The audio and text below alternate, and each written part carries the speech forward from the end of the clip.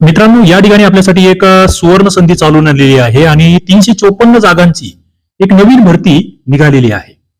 आता या जागा ज्या आहेत त्या कशाच्या आहेत तर त्या वैद्यकीय शिक्षण व संशोधन महाराष्ट्र राज्य ससून सर्वोपचार रुग्णालय अर्थात DMER च्या या जागा आहेत.